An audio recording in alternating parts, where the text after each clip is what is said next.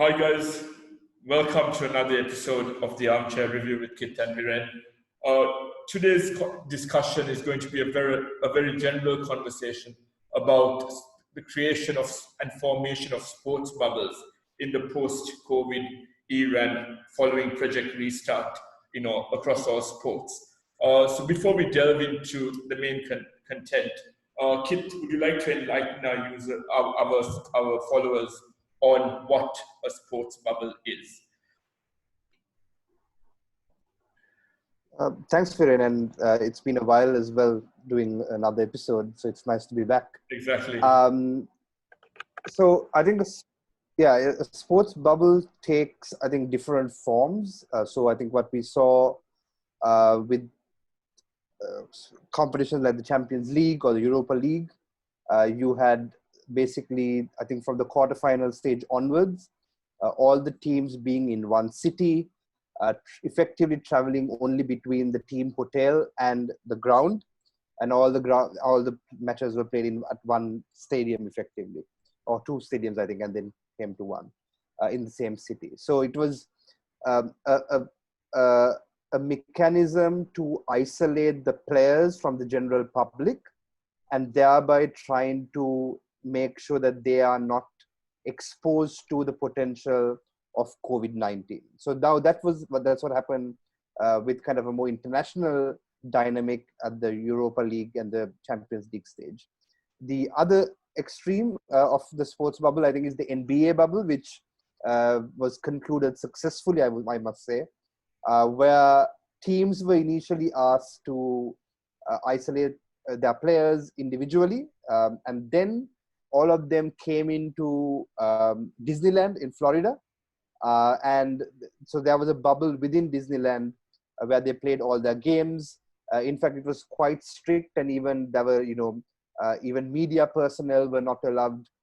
Only certain media personnel were allowed into the bubble, and they were not allowed outside. No family members were allowed. Or I think there were very strict restrictions. And in fact, the NBA commissioner, Adam Silver, the joke is that, Adam Silver should probably run the US, and he would do a better job at, controlling COVID-19 if he were to, arrange a sports bubble, bubbles such as the NBA bubble in the US. So I think different bubbles have been implemented in different sports. But I think broadly speaking, it's the concept of isolating players from the public and ensuring that they are not, that the likelihood of them being exposed to the pandemic, as well as them getting the pandemic and spreading it to other players and other individuals involved with the game, and thereby creating, a problem at that end as well. Yeah, I think in similar fashion to the NBA, I think the IPL being held in UAE is another example of a bubble similar to the bubble we see in the NBA. But I think in light of these issues, I think one thing that has to be addressed is concerns that have been expressed by players with regards to the time frame through which they have to stick around in this bubble. So, for example, the IPL spans for over 3 months this year. I think the players had to go into Dubai to quarantine themselves for a week or so in towards the end of September, towards the start of September rather, and they end. The IPL comes to a close in mid-November. Why we raised this notion about sports bubbles is because Kit and I were referring to the whole Sri Lanka-Bangladesh series dilemma. And this is where I get to my next topic of conversation, Kit, is about how that series could have been handled differently. I think there were two concerns that I had to raise, right? I think one of those issues is somewhat in line with the BCB's concerns about the series, but my stance is very much against that, and with an example to prove it as well. So the Bangladesh Cricket Board's main concern was that if their players had to submit themselves to 14 days of quarantine in Sri Lanka, the Sri Lankan cricketers were still going to have club matches, domestic matches during those 14 days and having match practice during those 14 days. But if you saw what happened in England, for example, during the English summer that went ahead after Project Restart, whilst the West Indies English Test series was going on, the Pakistan team had to submit themselves to quarantine and didn't have match practice like the English. And halfway through the Pakistan English series, the Australian players came in and had to submit themselves to quarantine. So I feel like as much as it is a valid concern by the BCB, I think those are very minor points of consideration. I'm pretty sure following their 14 days of quarantine, the Sri Lankan Cricket Board would have accommodated a couple of practice matches for the Bangladesh team to have to get used to get back into the groove of things, if that was their main concern. But on another point, right? Actually, I think the Sri Lankan Cricket Board was not willing to provide a practice game as well. I think that was one of the issues. So, with that being said, how would you have handled things differently if you were the Sri Lankan Cricket Board? Would you have tried to push the government into making sure that, because this was an exceptional scenario where we were trying to get a series up and running in Sri Lanka, also considering the fact that Sri Lanka was relatively safe at the time, would you have tried to push for a reduced quarantine period for these Bangladeshi players?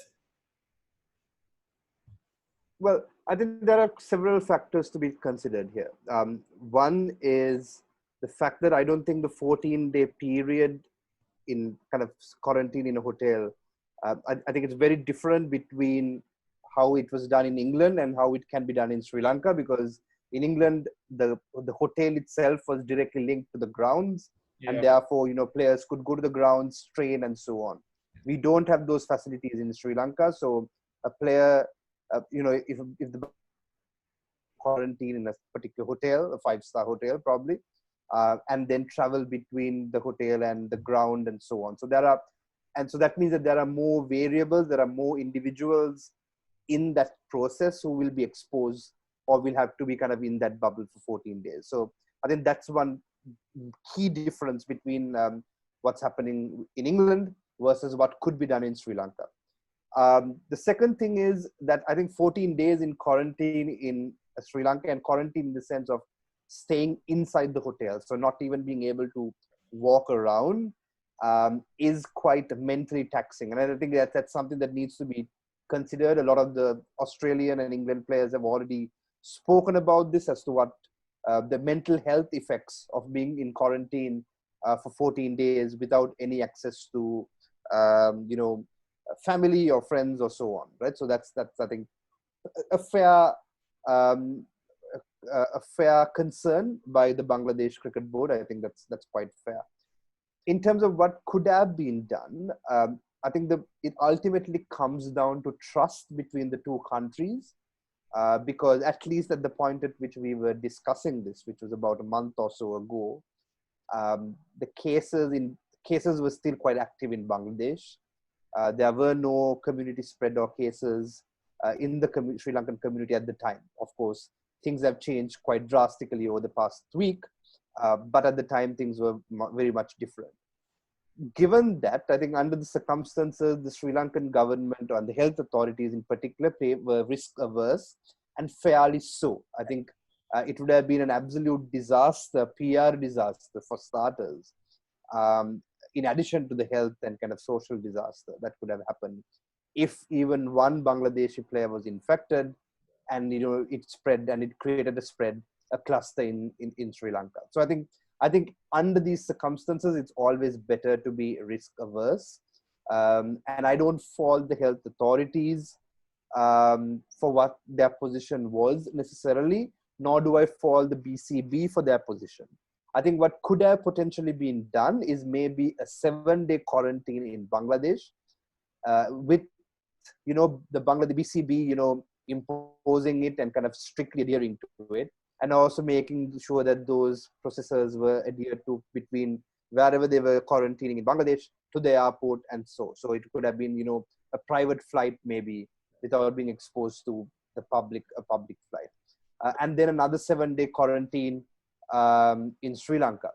Of course, this should have been preceded with continuous PCR tests and making sure that, players, weren't infected to start with. I think that could have been potentially an option, um, and then taken it from there. I think there were options available from both sides. I think particularly when it comes to the Sri Lankan health authorities, I think their priority is obviously the public health concerns, and it is. I think there is a justifiability as to the stance they took, given what was happening. So yeah.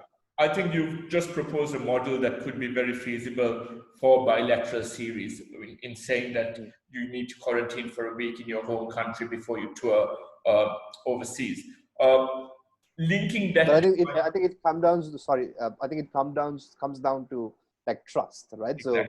So you can ask the BCB to make sure that they quarantine deficit. Sorry, Kith, I think I lost you towards the very end. Do you mind repeating? Sorry, yeah, but what I said was that if there is a trust deficit, and if one of the parties is lax about those regulations, then you're going to have a problem. And you saw that with the MLB, where one of the teams had like a massive breakout. The NFL right now has an issue with, I think, the New England Patriots and the Tennessee Titans having a few cases. So I mean, I think it depends on trust as well as how strictly those regulations can be imposed. Yeah, I think so. Linking all this to my next point of discussion, which is also linked to this, is the viability of having neutral venues. And I'm referring to cricket mainly because I think cricket is a game where you have concepts such as home advantage being very apparent. And I think my main question to you was, assuming the financial viability of it, would you like to see us perhaps taking a leaf out of the IPL's books and perhaps organizing series in a country like the UAE, for example, which doesn't have a congested international cricket fixture list, where both Sri Lanka and Bangladesh can go in like the IPL teams did, perhaps even split themselves up into Sharjah, Abu Dhabi, and Dubai, and get a few games in and to complete the series. Because right now, I feel like there's a bleak prospect of international teams going for close to a year without competitive international cricket, and there could be repercussions for it. And I'm referring to the Sri Lankan team, for example.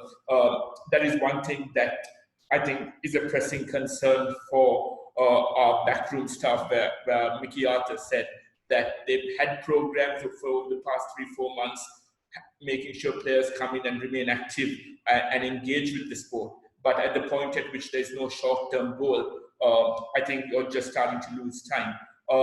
Would neutral venues be a feasible fit in your opinion, or do you think we just need to wait it out and have those bilateral ties and negotiations to have series in the way we usually do, home and away? I mean, I see what you mean, and yes, there is a benefit of playing. I mean, I would love to see Sri Lanka play cricket. I mean, I think we've all missed. Well, as long as we perform reasonably well. But I think I was looking forward to Mickey Arthur, doing his thing with the team. I was looking forward to that. But having said that, I think particularly when it comes to Test series with the Test Championship now in play, where every game has a consequence, I think teams are going to be quite hesitant to give up that home advantage. Particularly, for example, playing in the UAE where it's just flat tracks. You're more likely to get a draw than a result at a UAE on a UAE pitch. And in fact, I think at one point or some point or the other, Sri Lanka was being proposed as a potential neutral venue. Of course, we don't have the logistics. And, the SLC was desperate to get some, cricket in the country to get their revenue. And I think that's why I don't know why they are trying to organize a Lankan Premier League. Do you mean the Lankan host even a bilateral series? Do you mean the Lankan postponed league? That it seems to be postponed every year. Yes. Yeah. So yeah, I mean, don't get me started about the SLC's obsession with the LPL. But leaving that aside, I'm not entirely sure that I, you know, support playing at neutral venues. Yeah. I think the better way to go about it is to make sure that we have some sort of compromise on hosting bilateral Yeah. sports events in Sri Lanka whenever possible. Yeah. And of course, making sure that we adhere to the higher standards of public health requirements. Yeah. Because particularly when it comes to sports like factor, nothing can match a pitch, a goal day 5 pitch, You mean or like day all 4 day pitch. 4 or day 3 pitch? If it, Yes. if that's, So I don't think we should give up that home advantage, and likewise, I yeah. don't think Bangladesh or any other team would Yes, want to give up that advantage either. I think my next question linked to these social bubbles, sports bubbles rather, is the issue of player safety. And I'm linking this to the conversation on football. I think we've touched upon cricket quite a lot. It's on football where we see some level, I think we've seen the new normal in football, where as much as they have these bubbles around their clubs, when these teams, when these individuals go on their international breaks and perform and play for their countries, there is a bit of a breakdown in terms of those bubbles that were generated whilst they were playing for their clubs. My question to you now is, if you were FIFA, for example, and you see players returning after international breaks having tested positive and requiring another 2 weeks off, and with, like I know I'm being a Liverpool fan, this has affected me big time with Thiago Alcantara, Mane, and recently Naby Keita all being tested positive. My question to you is, do you think at the point at which FIFA has tried to have leagues and international fixtures running simultaneously, as you normally see, do you think it's working out, or do you think we need to just start focusing on maintaining these bubbles within these leagues and just not prioritize international friendlies quite as much? So let me take a 7-2 answer that. Right. Are you sure it's not a 6-1 response? No, it's a 7-2 response. Okay. No, I mean, I honestly don't see the purpose of these, friendlies, international friendlies. I think it's an absolute waste of time, everyone's time.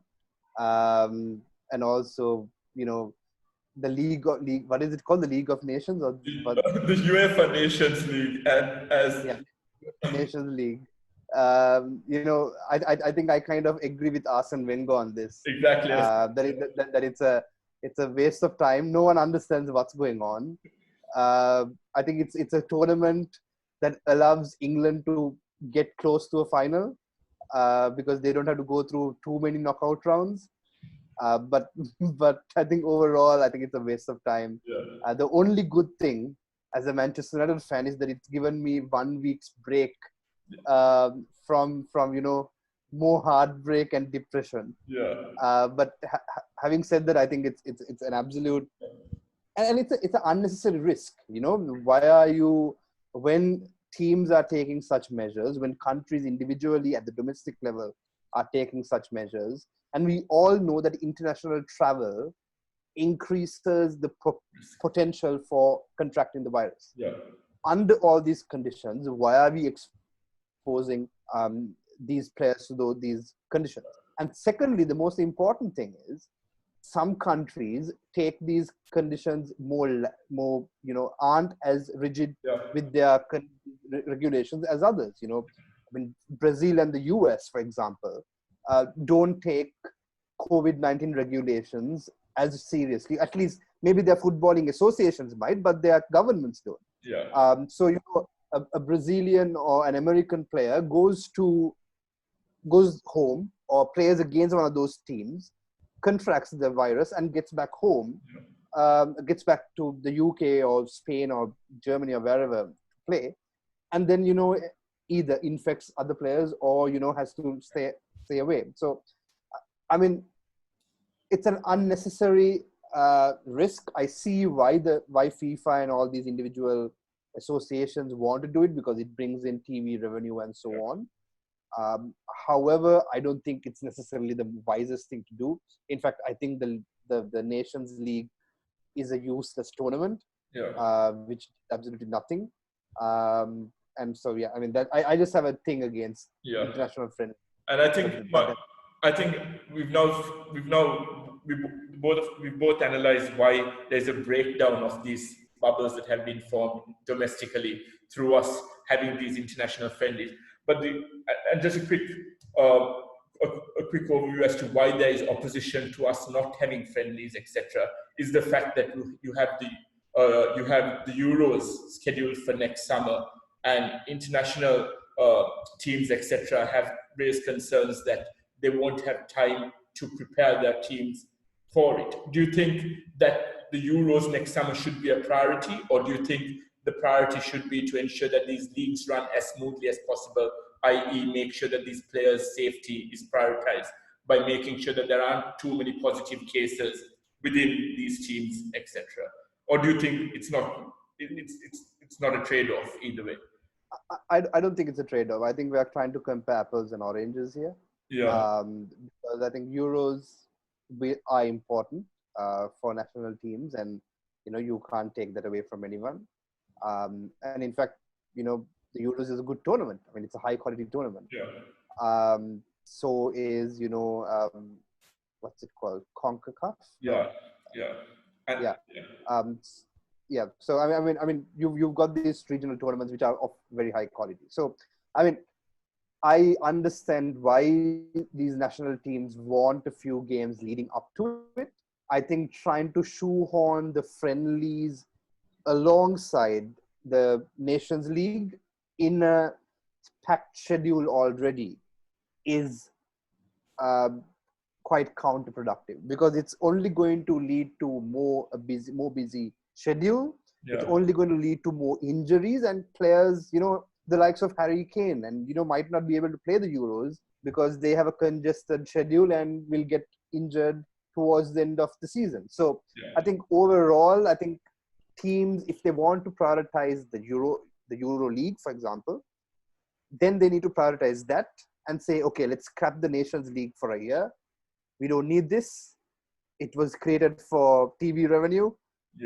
But, under the circumstances, we need to kind of make a call on this and maybe have one international friendly per weekend or two, depending, but not these. I think right now it's three or four friendlies or three international games during this break. I think we've delved into the concerns of these sports bubbles as a whole, but I think my final point of discussion for you today is looking at another key actor when it comes to these sports clubs, etc., namely the fans, and how they've engaged with the new normal. And this brings me to recent updates from the UK about there being a pay-per-view scheme where football fans who aren't able to watch the 5 main games on BT Sports and Sky have to pay, I think it's close to £15 a game to watch those matches, to stream those matches. And this is just a quick educational 101 for all our viewers. In the UK, every Saturday at 3 p.m, no Premier League game is broadcast, no Premier League or Championship game is broadcast live. And that was proposed in 1960. It's called the Saturday Blackout. It was proposed in 1960 by the then Burnley chairman, who said that we need to help clubs in the lower divisions generate as much attendance as possible. And in order to do so, no games on Saturdays at 3 p.m. can be streamed.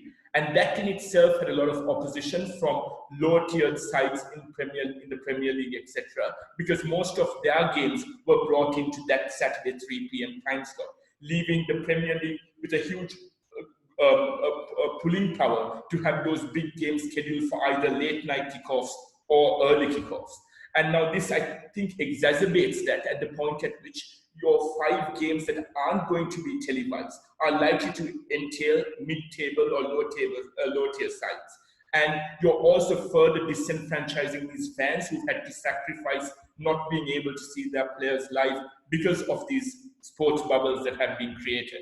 So my question to you, Kith, is, are we just trying to stab the fans for their loyalty and their sacrifice that they've shown over the past few months? Or do you think that this revenue-generating mechanism will work and that it will help those most affected, i.e. the low-tier clubs who are most affected by not having in-person attendance? So apparently, the purpose of these pay-per-view, this policy, was to generate income that will then be reallocated to lower tier teams. Yeah. Right? So lower league teams. So the point is, we need to, but the problem is, and I read this, I think about 5 minutes before I came on this call. Right. I think they've scrapped it now. So they decided to scrap it, and I think that's the right decision, because at the end of the day, your £15 per match is quite a lot of money. Yeah. For and more than what you pay particularly for. under the current economic circumstances when people are losing their jobs and so on. Yeah. So people shouldn't be penalized, in addition to not being able to go to their games and so on. Shouldn't be penalized financially, and made to watch this. I think the Premier League can find a better way of doing this. I think, for example, these channels can telecast them and sell ad space for big sponsors, because more airtime or more airtime on TV means that they have more space to kind of for telecasting rights, for advertising space as well, right? So I think maybe that is a way to compromise with the different channels and so on.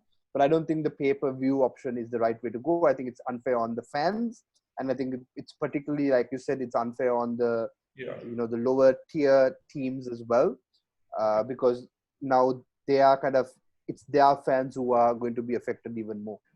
And I think linking it back to this, our main conversation on sports bubbles, now that we've started speaking about these fans, we saw at Roland Garros, for example, there was like 15 to 20% cap on fans attending those matches physically. Do you think it's time now for the Premier League to also start adopting those measures, or various leagues around the world to start adopting those measures? Or do you think it's a tad too early for us to have any form of fanfare at these stadiums right now?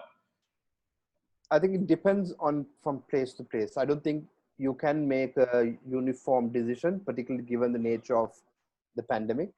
So, for example, in the UK, maybe there are areas in which the pandemic is more controlled or better controlled, and then you can have socially distanced fans. Yeah. They do a form of this in the NFL.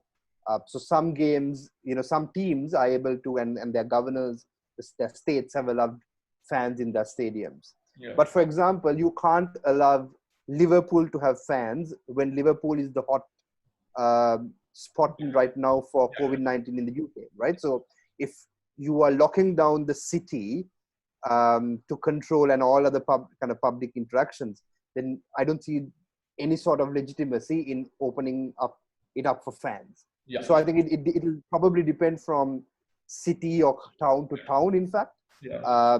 The UK might be more difficult to impose that because it's much more integrated than most other places in the world, or like kind of bigger countries like the US. Yeah. But the flip side of that is, even when socially distanced fans are expected to be there. I mean, I watch the NFL. I am a Baltimore fan, right? So in Baltimore does not allow fans in that stadium. Yeah. The Maryland governor does not. But if you watch some of the other states, the fans, yes, are dispersed around, but they're still interacting. Sometimes they interact without their masks on, and so on. If you watch any of the college football, so the NAACP, like the Big Ten, right? Sorry, I didn't mean to say NAACP. That's the civil rights movement. The NCAA, I think the Big Ten, kind of the college football games. Yeah. Like there's no social distancing at all. True. So I think if you're able to regulate it, sure. Yeah. If it's feasible from a public health perspective, go for it. Yeah. Like I think it was done at Roland Garros. Yeah. But is it possible right now in the UK? I'm not so sure. Particularly, I think Liverpool has done a terrible job. I feel like you I went think, on saying that. yeah, I think they've had a pretty bad 2 or 3 weeks, I think, overall. But yeah, I think it'll depend from kind of location to location. Okay, I don't think you and can. that was my final question. At the point at which we are breaking down this sports bubble by allowing fans to come in, for example, if you were in charge of the Premier League, and let's say it was only Liverpool that had this problem in terms of having a hotspot, would you allow other clubs to start allowing fans in, seeing that the whole issue of home advantage is a big deal? Do you think it would be fair on those clubs who aren't able to have those fans in? Do you think that would be fair, or do you have to wait for a uniform mechanism that will cater to all teams as and when it's fit? No, I think if it's safe, for example, if it's safe in Manchester or London, or somewhere else, to have 25% fans spread across. So, for example, Old Trafford, the capacity is 75,000. Yeah. So if you have, let's say, 15,000 fans, Yeah. it's very easy to spread them across without having them bunched up in a certain place. So I think if the city is secure or is relatively secure, if you can ensure that the fans come with masks on, and it's also the outdoor arena, all the Premier League stadiums are outdoor arenas. So as long and that reportedly also reduces the prospect of spreading the disease. So I think considering all those factors, as long as the city is relatively secure, as long as the fans abide by the regulations, wear masks, and keep their socially distance, I think then yes, they should start allowing fans in, but at a very minimal stage. So it's not like 75%. It should be at most around 30% of a stadium's capacity, so that there's enough space between fans. Thanks, Kith. Thank you. And I hope you guys enjoyed this episode on the formation and sustenance of these sports bubbles. Do you have any comments to wrap up, Kith, or is it good to? No. If you have any comments, send us a comment, send us a message on our Facebook page. Exactly, guys. And thank you for the feedback. As you've noted, this might have been our shortest episode yet, and that was a point of feedback we had after our previous episodes. So if you have any other suggestions, comments, and even topics that you'd like us to discuss, please engage with us directly on Facebook. Thanks, guys. Thanks, Kith. See you. Bye.